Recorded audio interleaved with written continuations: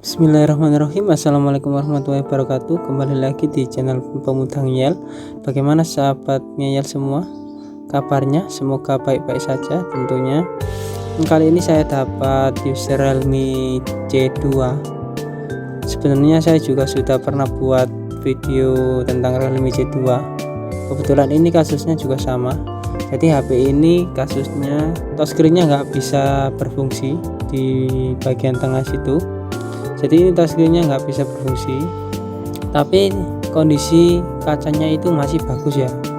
Untuk kasus seperti ini biasanya bisa diakibatkan karena jatuh atau karena tertekan saat di dalam saku celana, biasanya juga bisa.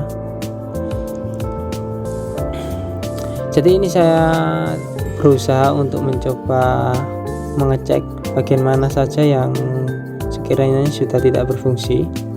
Tapi di sini saya kesulitan ya, karena di area tengah sini itu nggak bisa ditekan sama sekali.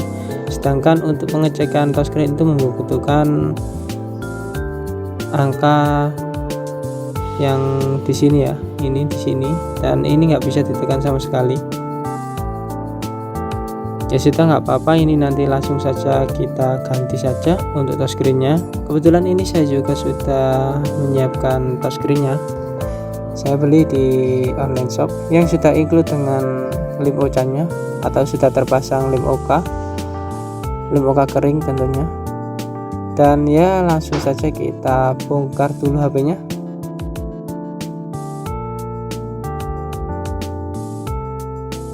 Seperti biasa, jangan lupa untuk melepas SIM tray ejector-nya terlebih dahulu. Jadi HP ini nggak ada sensor fingerprint-nya ya. Jadi untuk melepas casing belakangnya cukup mudah, kita tinggal congkel seperti biasa.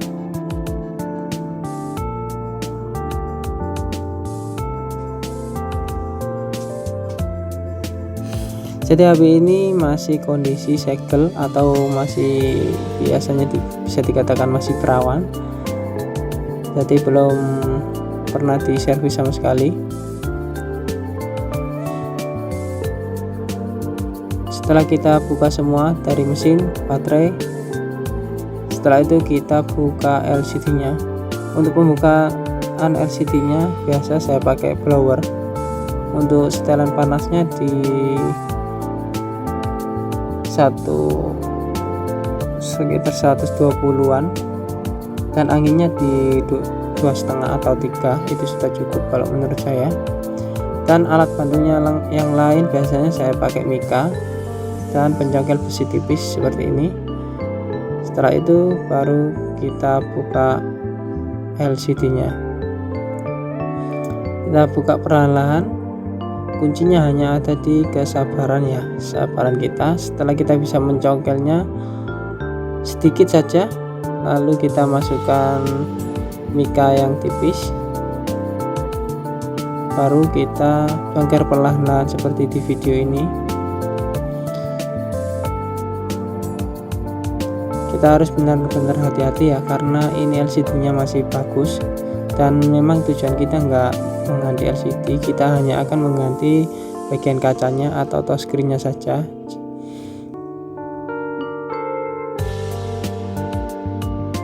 Dan setelah kita bisa melepas LCD-nya, saatnya kita untuk mencoba touchscreen yang baru ini. Jadi sebelum LCD dan touchscreen-nya saya belah pakai separator, ini saya lakukan percobaan LCD-nya terlebih dahulu. Takutnya nanti sudah kita belah dan lain-lain ternyata touchscreen-nya nggak bisa dipakai, kan sayang sekali ya. Ini di sini ada lemnya ya, dan saya harus sangat berhati-hati, takutnya ini fleksibelnya nanti sobek atau gimana, itu bisa fatal tentunya. Ini saya pakai kontak cleaner ya untuk melepas fleksibelnya ini, karena dilem ya ini fleksibelnya.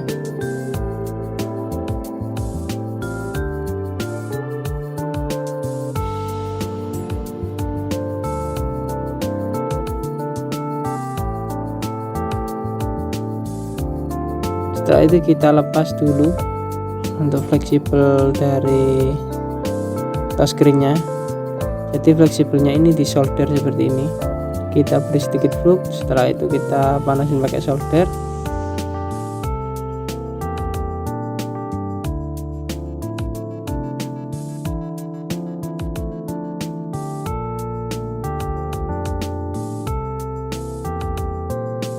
Dan setelah itu kita rapikan untuk kaki-kakinya.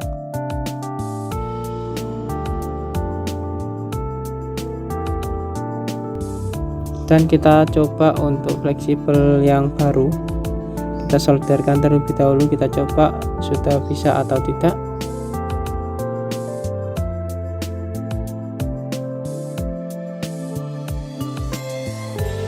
Kita beri sedikit flux di fleksibel touchscreen-nya dan kita beri timah sedikit-sedikit agar nantinya bisa menempel.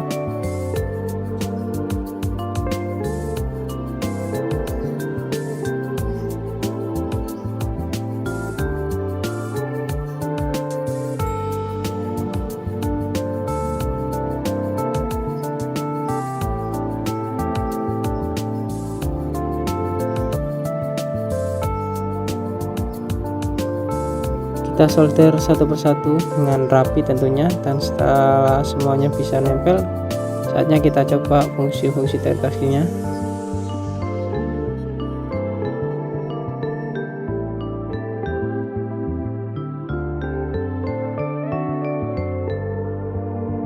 Dan ini saya coba semuanya, alhamdulillah berfungsi dengan baik dan normal. Setelah kita coba untuk fungsi-fungsinya sudah baik dan normal, kita lepas lagi, tentunya kita lepas lagi solderannya, dan kita nanti akan melakukan pembelahan LCD-nya.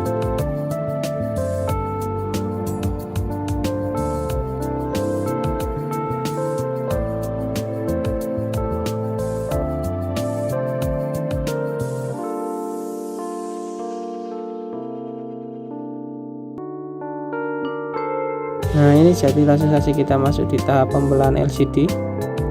Jadi untuk melakukan pergantian touchscreen ini memang cukup rumit ya. Beda kalau kita mengganti LCD itu sangat mudah, tinggal kasarannya itu plug and play gitu. Tapi kalau memasang touchscreen ini memang harganya murah, cuman prosesnya yang sedikit sulit, butuh kesabaran tentunya.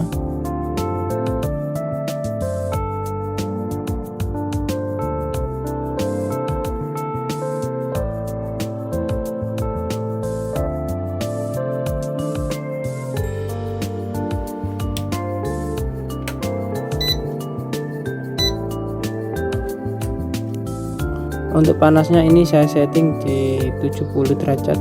Setelah itu kita biarkan panasnya merata terlebih dahulu.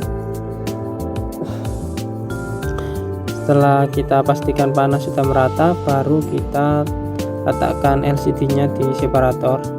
Itu tadi cepat ya, karena videonya saya percepat agar tidak terlalu banyak durasinya ya.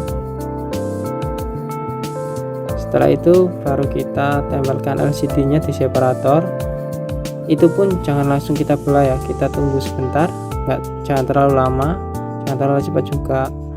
Kita tunggu sebentar, sekiranya LCD-nya itu sudah panas, baru kita lakukan pembelahan pakai kawat pembelah. Di sini saya pakai kawat yang 0, ukurannya itu 0,8, jadi cukup tebal, cuman biasanya ini saya pakai juga sudah aman ya.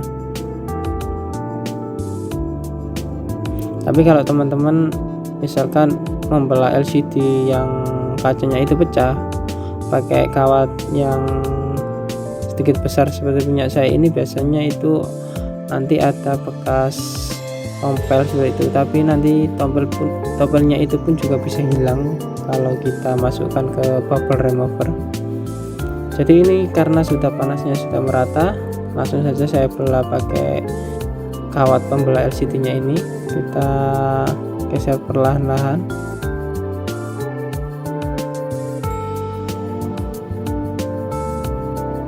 Ini saya percepat sekitar 3 kali ya videonya untuk masa pembelahannya.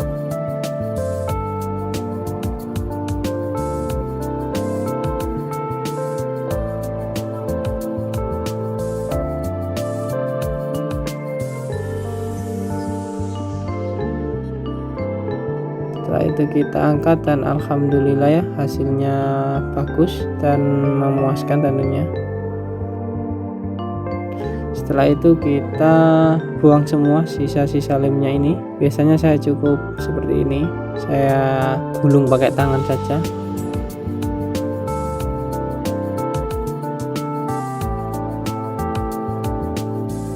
Dan ini hasilnya setelah saya bersihkan, hasilnya cukup bagus ya, cukup memuaskan. Sekarang saatnya kita pasang untuk touchscreen-nya.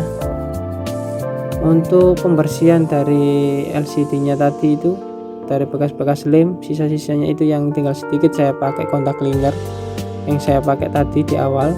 Itu sangat bagus ya untuk membersihkan sedikit debu-debu atau yang lainnya, kotoran yang kecil-kecil itu bagus, cepat sekali.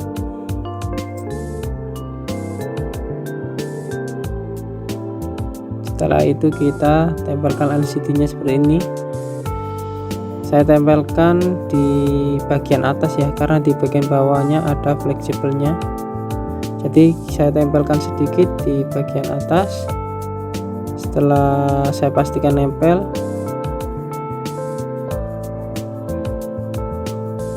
lalu kita bisa angkat. Dan untuk di bagian bawahnya itu LCD dan touchscreen-nya jangan sampai nempel terlebih dulu, kita beri rongga seperti itu. Lalu kita bisa urut LCD dan touchscreen-nya dari atas secara perlahan-lahan saja, jangan terburu-buru. Kita urut seperti itu.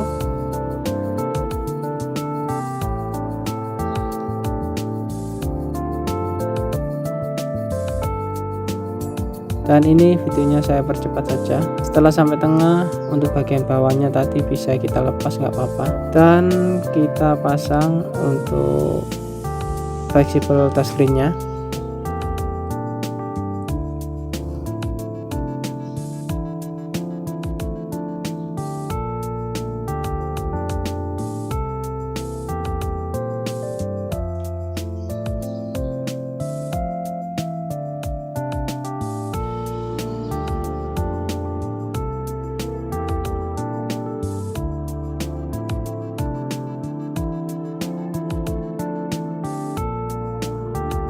Setelah itu kita masukkan LCD-nya ke bubble remover, karena pas tadi saat kita mengurut masih ada sedikit udara ya atau bubble di area pinggir-pinggir seperti ini. Nah, ini nanti kalau kita masukkan ke dalam bubble remover ini bisa hilang dan hasilnya cukup baik ya. Saya sudah beberapa kali memakai bubble remover ini dan hasilnya cukup memuaskan. Di sini saya untuk anginnya pakai pompa manual, jadi karena saya belum punya yang elektrik, jadi saya pakai ini saja. Ini pun menurut saya juga sudah cukup. Untuk tekanan udaranya sendiri bisa sampai di 90 PSI. Itu pun juga sudah cukup kalau menurut saya. Nah, sampai di 90 PSI seperti ini. A few moments later. Dan ini hasil setelah kita diamkan sekitar 30 menitan lah, dan kita lihat hasilnya.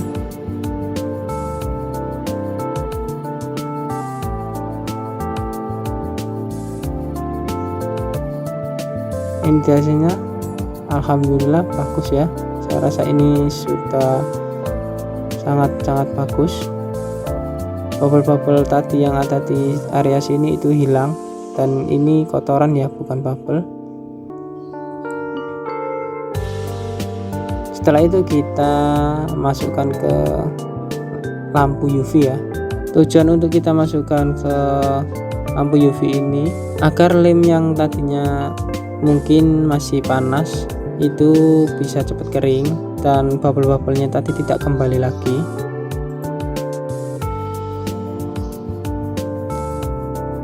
Untuk di lampu ini nggak perlu terlalu lama, 5 menit, 2 menit atau 3 menit juga sudah cukup.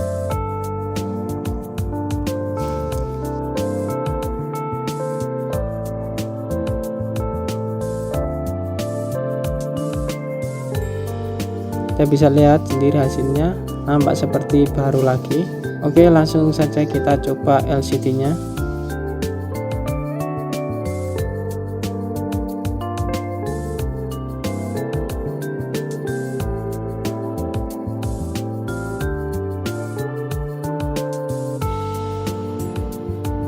Dan alhamdulillah hasilnya normal ya, tapi saya sangat kaget ya karena LCD nya itu ada bercak putih. Jadi sayang sekali ya. Ini setelah saya analisa itu ada kesalahan saya di saat saya membuka fleksibel dari LCD nya tadi dengan kontak cleaner itu terlalu banyak, jadi ada cairan yang masuk ke LCD nya.